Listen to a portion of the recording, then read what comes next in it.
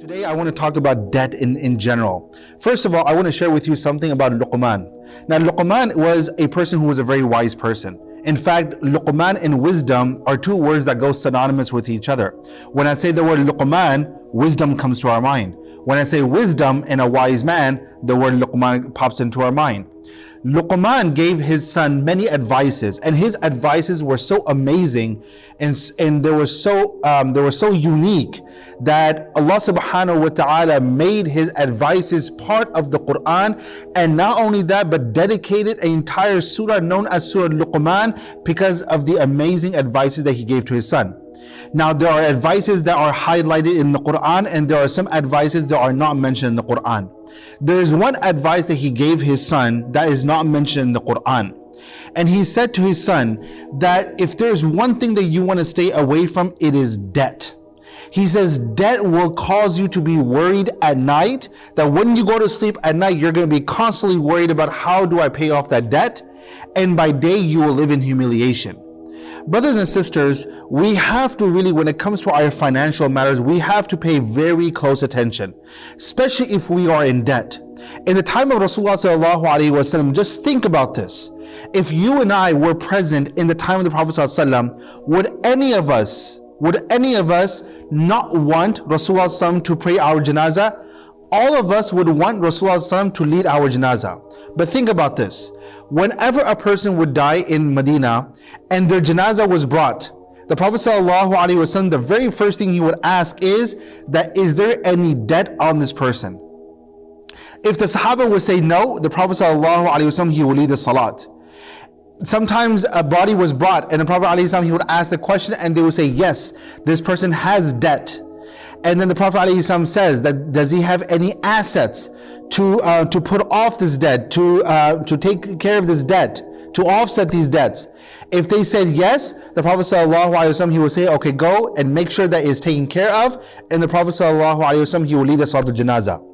But if there was a body that was brought, a janazah brought, and the Prophet ﷺ found out that this person has debt and he does not have any assets to take care of those debts and to offset those debts, the Prophet ﷺ would not pray salat al-janazah on this person. He would tell the Sahaba that you go and you take care and you pray salat al-janazah, but I'm not going to lead the salat al-janazah on this person. In the hadith, the Prophet ﷺ, he tells us that if a person dies being free of three things, then eventually he will enter into Jannah. The very first one is kibr, and arrogance. You know, subhanAllah, a lot of times we make mistakes and it lands us in a sin, or we make a mistake and it will cause us to commit a sin and we'll do something wrong. But it is usually kibr that will keep us in a sin. When a person has kibr in their heart, they're saying, you know what, I've done nothing wrong. So kibr is that one thing. The second one is ghulul, when you betray a trust. And number three is being in state of debt. If a person dies debt free, the Prophet ﷺ says that eventually he will go into Jannah. This is why today alhamdulillah, I've chosen a hadith. Part of this best and worst series is a hadith narrated by Abu Hurairah radiyallahu ta'ala, wherein the Prophet ﷺ sought out a loan for a camel, and he repaid it with a better camel. And when he did that, the Prophet ﷺ, he says, خِيَارُكُمْ مَحَاسِنُكُمْ قَضَاءً. The best of you are those who are excellent in the repayment of their debts. So this is why, brothers and sisters, we have to really at this time take a look at our finances. And subhanAllah, a lot of times what we do is that we look at other people, we look at other people's lifestyles, how they spend their money and so forth, and we try to think to ourselves that I want to spend money the same way. If they have that much liberty in spending money, then that's fine. But we have to always look at our own situation. It is not wise that we look at someone above us and how they spend their money. Rather, we should look at those people, first of all, who don't have enough or they don't have as much as we have, and how much Allah has given us. And number two is that then we spend our money accordingly. The Qur'an has given us even advices and guidelines on how to spend our money. Allah subhanahu wa ta'ala says that ولا تجعل يدك مغلولة إلى عنقك ولا تبسطها كل البسط. When it comes to spending money, you should not be so greedy that every time you spend your wealth, it is as if your life and your soul has come to your throat and you choke up in spending. Meaning that every time you spend money or anytime you give money away, you feel like that you are so constrained inside. You should not be that way. At the same time, وَلَا تَبْسُطُهَا كُلَّ الْبَسْطِ, that you should not just be very extravagant. And the Qur'an also tells us about those who are the slaves of Allah subhanahu wa ta'ala. The true slaves of Allah subhanahu wa ta'ala, Allah says, وَالَّذِينَ إِذَا أَنفَقُوا لَمْ يُسْرِفُوا. There are those that when they spend, they don't do israf. So this is why, first of all, it's very, very important that we take a very close look at our budget, our debts, and we should always try to make an intention, a sincere intention to pay off our debts. A man came to Ali ibn Abi Talib radiyallahu ta'ala and he complained about his debts.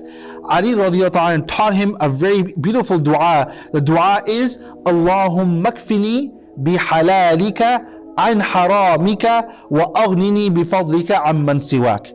Once again, Allahumma kfini bihalalika an haramika wa aghnini bifadlika amman siwak, which means that suffice me with that which is lawful against that which is prohibited and unlawful, and make me independent of all those besides you. This is a dua that was taught to the Prophet ﷺ, to the Sahaba, and I strongly encourage that if anyone is in debt, try to recite this dua, memorize this dua, teach it to others, inshallah. Now the last thing I want to share is that when it comes to debt, see, a lot of times we put ourselves in a financial situation that when it comes to taking debt, we start taking debt so much so that we are first not cognizant and we're not aware of the fact that how much debt we're taking upon ourselves. This is something very important. When it comes to spending money today, it is so easy to spend money. You know, you go on Amazon, for example, without even putting something into your cart, you can just say, check out, one-click checkout and so forth, and you end up buying something. And it's become so easy that instead of going somewhere and buying something, you just keep on saying buy, buy, buy, and you want to purchase so many things that eventually you have so much debt on you. So once again, we have to be very careful of how we spend our money. Ask Allah subhanahu wa ta'ala for barakah in our money. The key is not more, the key is barakah. That is what we should be asking Allah subhanahu wa ta'ala. And not only that, but then when it comes to our debt, making that sincere intention that we will pay off our debt. And that means that you're making dua to Allah subhanahu wa ta'ala. Because once again, if I am living in this kind of state, there is no peace in that.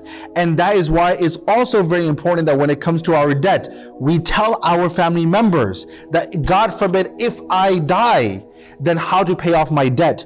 We find this is actually a very long hadith, that you have a person like Zubair radiyallahu ta'ala and a very close companion to the Prophet sallallahu alaihi wasallam. He had a son by the name of Abdullah bin Zubair radiyallahu ta'ala and Zubair radiyallahu ta'ala, on the day of the battle of Camels, he actually called his son and he said that today I will probably be amongst those who are killed. The Prophet ﷺ said that eventually people will be killed as an oppressor or oppressed, and he's telling his son Abdullah, okay, that's the key thing. He's telling his son that I may die today. And then he tells his son that I have a lot of debt. See, this is the key thing here. Imagine a father was dying and he called his son. Imagine what would be his last words. Beta, take care of your family. My son, take care of your family, take care of your sisters, take care of your mother, and so forth. But here you have Zubair calling Abdullah bin Zubair and he's telling him, my debts, my debts. That's the thing that's on his mind in the battlefield, is his debts. So think about today how much debt we have, how much it mentally consumes us. And we should make a sincere intention to clear all of our debts. Once again, the Prophet ﷺ is telling us that the best amongst those people are those who are good in paying off their debts. Now, I do have to mention one last thing. There are a hadith of the Prophet ﷺ that talks about forgiving a debt. And a lot of times what happens is that we take those kind of ahadith. Imagine if I took a loan from someone, okay? Imagine I took a loan from someone and then I know that I cannot pay it off. So first of all, if you know that you cannot pay it off, then do not take a debt to begin with. But then if you take a debt, do not make the other person feel guilty by sharing a hadith with them that, you know what, you should be forgiving a debt.